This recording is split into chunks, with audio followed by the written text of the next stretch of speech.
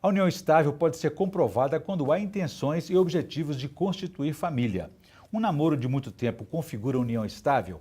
E a diferença em relação ao casamento? Esses são os principais temas de hoje do Pensamento Jurídico, uma produção da Associação dos Magistrados Mineiros, a AMAGES. Para falar sobre o assunto, nós vamos conversar com a juíza Fabiana da Cunha Páscoa, que é titular da 7ª Vara da Família da Comarca de Belo Horizonte.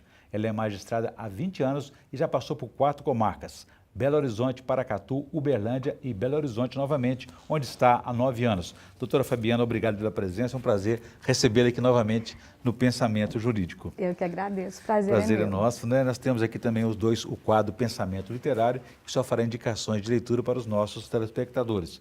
Não temos o Pensamento Universitário, porque os estudantes ainda estão naquela fase férias, né? interessante da universidade aí. Pois bem.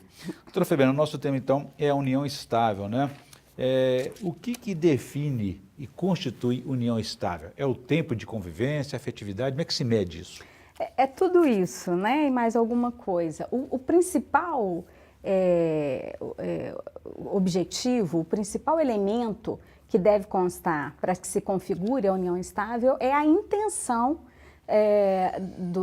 dos envolvidos em constituir família. A intenção é nítida, tem que ser nítida e clara nesse sentido, voltado para isso, para que se tenha uma união estável e a constituição de família. Fora isso, são requisitos a continuidade desse período de união estável, não pode haver interrupções, separações.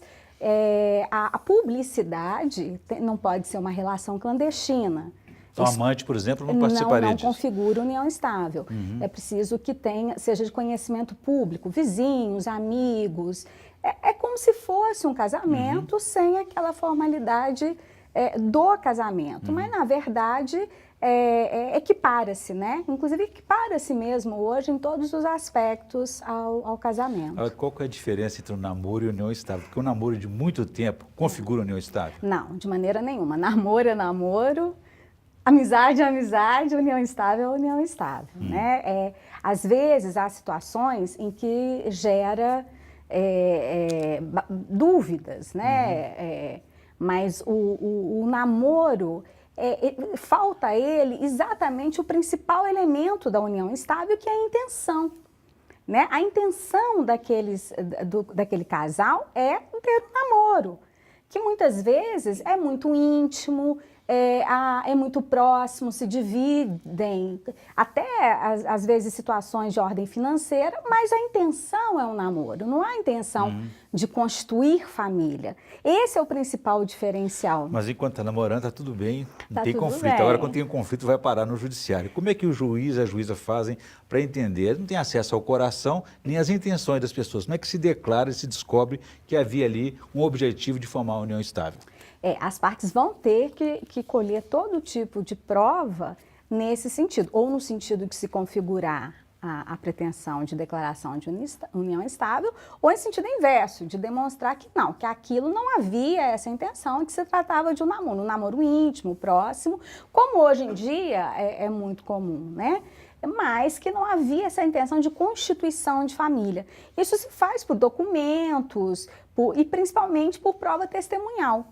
Né? A prova testemunhal é fundamental. É ali que a gente vai aferir, ouvindo as pessoas que conhecem aquele casal, que circundeiam aquele casal, qual que era a intenção, como é que eles se tratavam, como é que um apresentava o outro, né? Como é que eles dividiam as responsabilidades. Então faz-se uma investigação para se chegar a essa conclusão. A gente vai ouvir as testemunhas e procurar aferir dali esses elementos.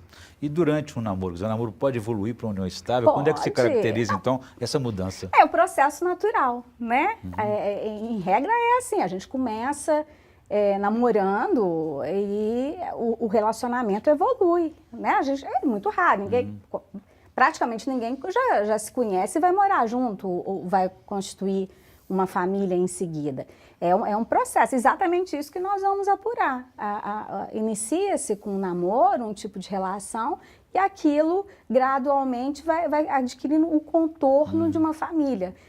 Embora não seja indispensável a coabitação sob o mesmo teto, Podem morar separados, viver separados. podem, mas é um requisito, é uma condição muito importante a partir... Facilita o entendimento, né?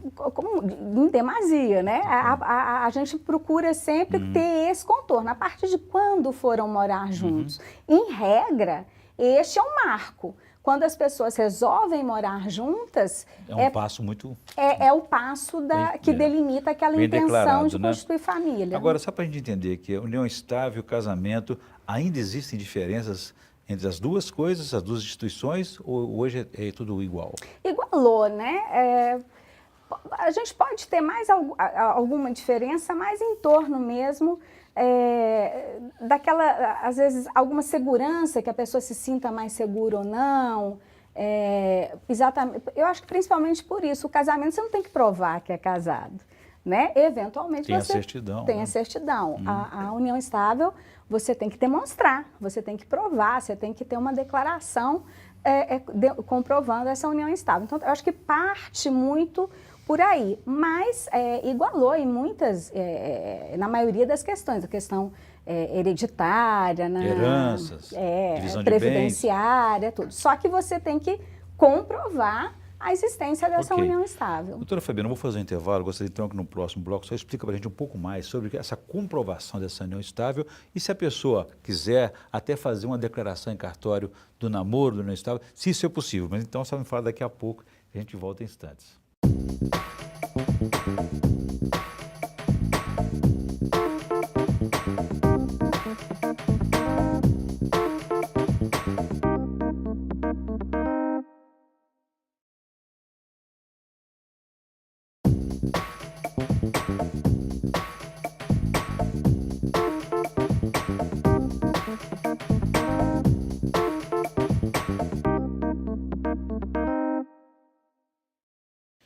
Estamos de volta com o Pensamento Jurídico, uma produção da Amages. Participe de nosso programa pelo e-mail pensamento@amages.com.br.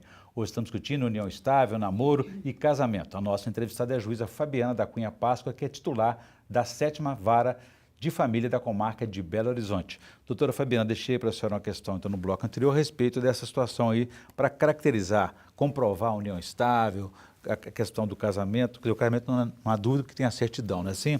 Então a questão da união estável e os conflitos que são gerados a partir dessas situações, quando surgem os conflitos naturalmente e chegam ao judiciário. É possível a pessoa, fazendo um planejamento, ela declarar em cartório que é namoro, que é união estável? É possível fazer isso e não fazendo depois, como é que se comprova uma situação dessa? É possível. Hoje em dia, muitos têm feito exatamente pelo dilema que às vezes se instaura em definir, né? E a pessoa convicta que naquele momento ela não quer de maneira nenhuma que aquilo seja caracterizado como uma união estável e sim como namoro. Há pessoas que, para prevenir qualquer tipo de dúvida e qualquer tipo de arguição, vão ao cartório e declaram, né? Fazem como se fosse um contrato, um pacto, declarando que aquela relação existente entre o casal é namoro e não constitui união estável. A nós soa um pouco estranho, porque a gente pensa no namoro como aquela relação afetiva, só de afeto, né? De um casal apaixonado, e essa é uma visão mais fria, mas que os dias de hoje demonstraram que às vezes é interessante para que as pessoas reflitam se isso seria interessante para evitar algum questionamento posterior. Futuro, né? E o romantismo sustenta tudo, né? Às vezes não, há que se pensar, porque às vezes o romantismo não sobrevive a tanta aridez, ao realismo das relações, né?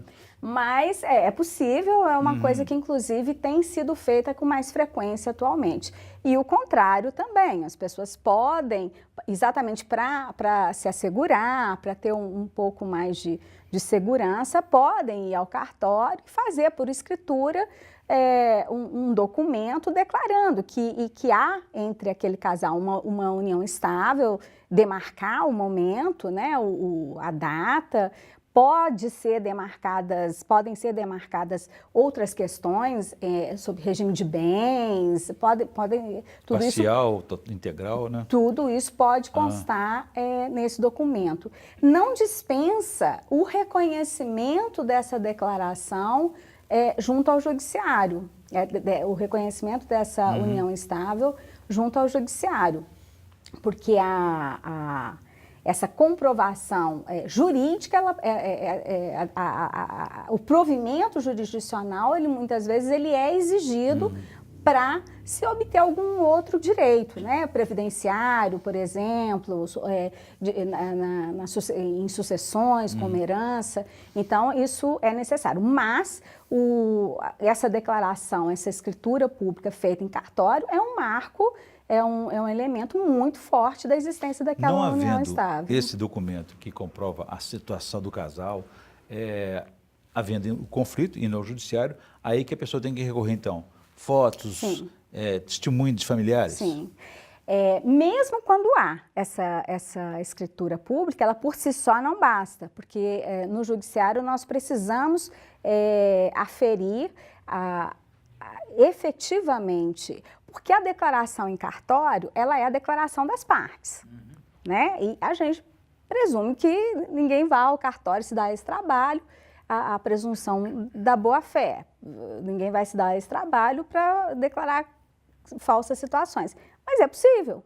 Então, isso não é bastante. O judiciário, quando a demanda ela é posta, vai se aferir se efetivamente houve essa união estável que está sendo buscada ali no judiciário e o período, por quanto tempo.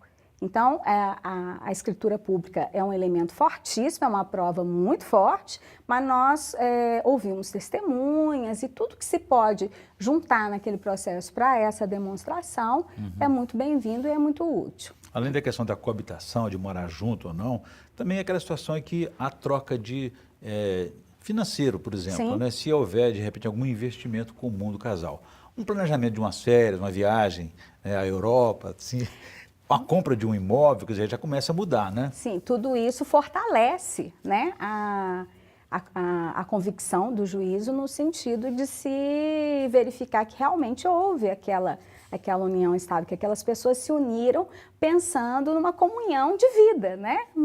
Com objetivos delineados, e tudo isso leva a base de uma união estável, né? As pessoas, como o casamento, as pessoas se coligam para atingir objetivos comuns de vida ali, financeiros, afetivos, filhos, enfim. Tudo isso vai ser aferido, e quanto mais desses elementos a gente verificar, mais fácil vai ficar a demonstração dessa união estável. O principal dilema desses conflitos, quando rompidos essa união, exatamente são a questão dos bens, a sucessão desses bens, né?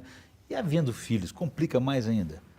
Como assim? Se uma das partes, né, um dos companheiros aí, tiver filhos, por exemplo, a questão da sucessão desses bens, como é que divide e se faz essa separação desses bens? Você está dizendo no caso de morte de um daqueles companheiros? Hoje é o que eu disse, porque na união estável, a partilha de bens é feita entre o casal, não entra a questão dos filhos, né? Não havendo nenhuma disposição, prevalece o regime de comunhão parcial de bens. Agora, na questão sucessória, uma das mudanças e fortalecimento que vieram em razão da nova lei da união estável foi exatamente que o companheiro, né, aquele que viveu sob união estável, ele passa a ser herdeiro do falecido, né?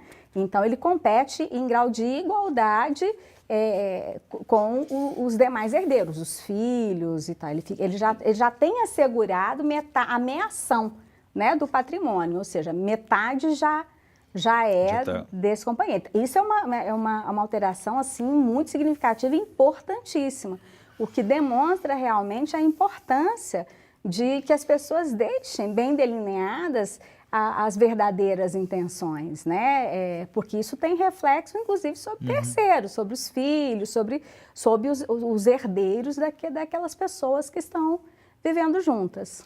A senhora falou sobre os efeitos jurídicos dessa declaração de união estável, né? Ela tem uma validade, essa declaração? Precisa ser renovada? Não, não.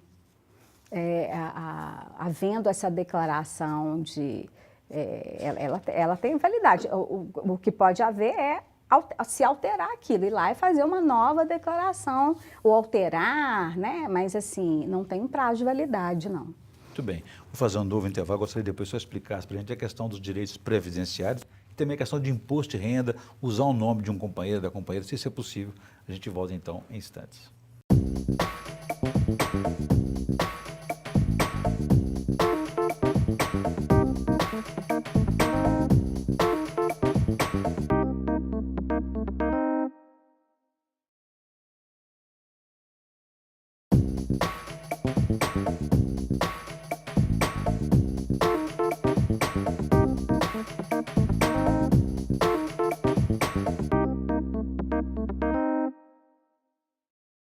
Estamos de volta com o Pensamento Jurídico, uma produção da MAGES. Hoje estamos discutindo a união estável, casamento e namoro e as distinções perante o judiciário de cada uma dessas situações envolvendo os casais.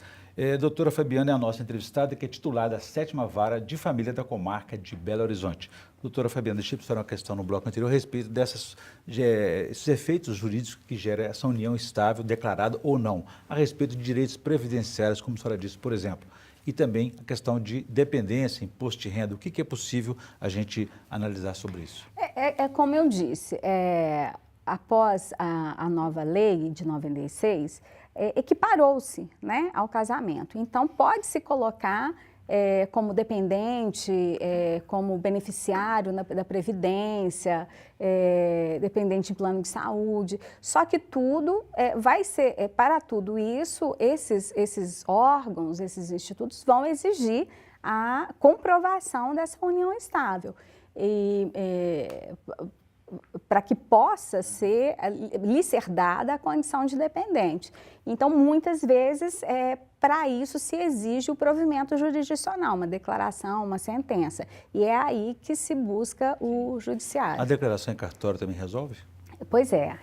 Já seria uma caracterização da união estável, né? Mas nem sempre só isso é aceito. E aí as pessoas vão ao judiciário para obter esse provimento jurisdicional, para ter mesmo a certeza jurídica, a configuração, para pleitear outros elementos. Às vezes não se exige, né? Depende da situação. Existem muitas mudanças também no conceito de família, né? E das uniões aí estáveis ou não. Quando a união estável é entre pessoas do mesmo sexo, por exemplo, o que isso muda? Hoje, até pouco tempo, não era reconhecida a relação homoafetiva como união estável. Mas isso está superado e hoje é como a união estável homoafetiva e a união estável entre pessoas de sexo diferente é plenamente igual, não há diferenciação nenhuma. Saindo do homoafetivo para o poliafetivo. Outro dia um juiz reconheceu a união estável de um homem com 2 mulheres. Isso é possível? Não, aí já é uma outra questão, né? A relação poliafetiva, embora ela possa se dar no âmbito privado, ninguém tem nada com a vida privada das pessoas, o que ocorre entre 4 paredes, o que as pessoas decidem que é melhor para si ou não, não há interferência, né? Mas o reconhecimento jurídico disso não é possível, sequer a declaração em cartório, o que foi deferido recentemente, foi essa declaração em cartório de uma relação poliafetiva entre 3 pessoas, mas isso, inclusive isso foi proibido por uma decisão do CNJ, da relatoria do ministro João Otávio de Noronha, ele proibiu. Então, está expressamente proibido, inclusive a declaração em cartório por escritura, né, que não é o reconhecimento judicial, que isso já não era possível. O cartório também não pode fazer contrariando essa orientação. Não, a legislação não prevê esse tipo de relação como uma entidade familiar. Seria uma poligamia? é poligamia. O nosso sistema jurídico não admite. Porque nós temos que entender, Orion, assim, que às vezes as pessoas, e isso não se confunde com conservadorismo, com reacionário, nada disso. É que nós temos um sistema jurídico. Nada é estanque, nada é isolado. Nada que acontece no mundo é isolado, é uma ilha. Tudo reflete, tudo tem reflexo em outras áreas. Tem reflexo na área previdenciária, na área sucessória, Exato. no negócio Se está tudo entre bem terceiros. em casa, está tudo ok. Mas se der um conflito, a coisa complica, né?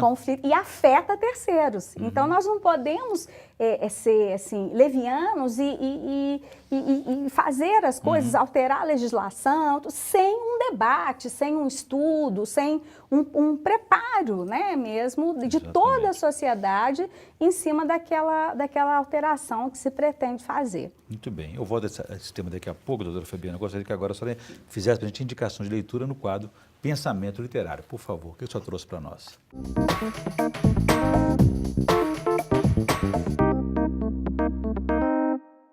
Eu trouxe aqui 100 Anos de Solidão, do Gabriel Garcia Marques, que é um escritor colombiano. Prêmio Nobel. Prêmio Nobel e de conhecimento notório. Todos já ouviram falar de Gabriel Garcia Marques. E ele é tido assim como um contador de histórias, né? Ele tem essa facilidade de revelar assim, como nossa avó contava histórias, ele consegue, ele tem esse dom.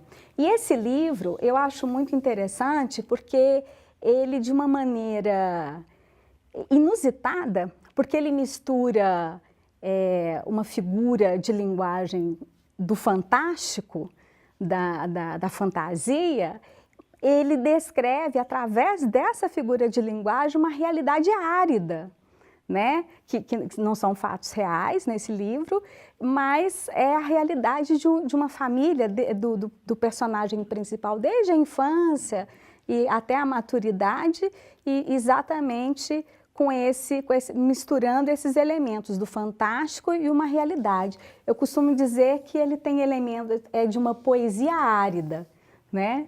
Então é muito bonito, é muito interessante. Uma boa indicação, com certeza, né? Daria um bom juiz de família, Gabriel Garcia Marques.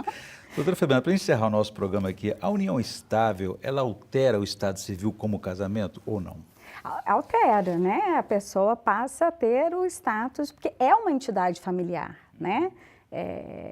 Aquela pessoa deixa de ser solteiro. Uma vez reconhecida essa união estável, definida como tal, é o companheiro. Essas pessoas não são solteiras, são companheiras. E para desfazer é necessário uma decisão judicial? Sim. Ou apenas o cartório?